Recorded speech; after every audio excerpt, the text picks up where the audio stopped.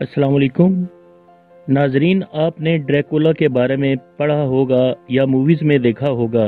یہ کردار ایک ناول سے مشہور ہوا جو کہ ایک اصلی شخص کے بارے میں تھا جو ایک بادشاہ تھا۔ بریم اسٹوکر نامی ایک مصنف نے اس کردار کو دیکھ کر ناول لکھا اور خون پینے والے ایک شخص کا ذکر کیا تھا جسے ڈریکولا کا نام دیا گیا تھا۔ بریم اسٹوکر کا تعلق آئرلینڈ سے تھا اور اس نے یہ ناول 1897 میں لکھا۔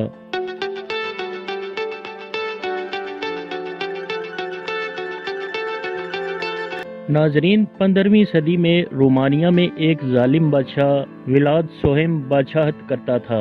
اسے تاریخ میں ولاد دی ایمپائر عرف ڈریکولا کے نام سے بھی جانا جاتا ہے۔ یہ ایک ظالم بادشاہ تھا اور اس کے ظلم کے بارے میں مشہور تھا کہ یہ لوگوں کا خون پیتا تھا۔ اس بات میں کتنی حقیقت ہے یہ آپ کو آگے بتائیں گے۔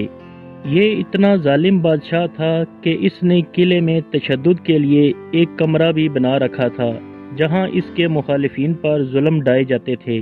یہ قلعہ آج بھی قائم ہے جہاں سیاحوں کی بڑی تعداد آتی ہے۔ ناظرین، ڈریکولا کا نام آتے ہی ہمارے ذہن میں لمبے دانتوں والے خون آشام انسان کا خیال آتا ہے۔ یہ کردار ایک ناول سے مشہور ہوا جو اصلی شخص پر تھا۔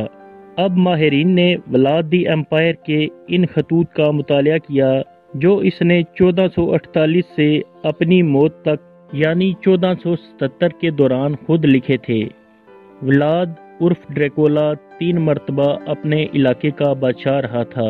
اٹلی کی یونیورسٹی آف کیٹانیا کے ماہرین نے اس کے خطوط سے پسینے، خون، فنگر پرنٹس اور دیگر معلومات جمع کیں۔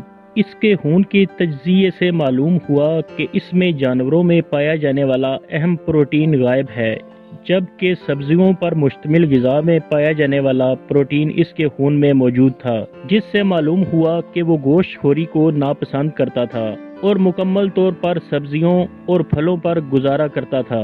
اس بنا پر ماہرین نے کہا ہے کہ تاریخ میں خون چوسنے والا مشہور ڈریکولا حقیقت میں سبزی خور تھا۔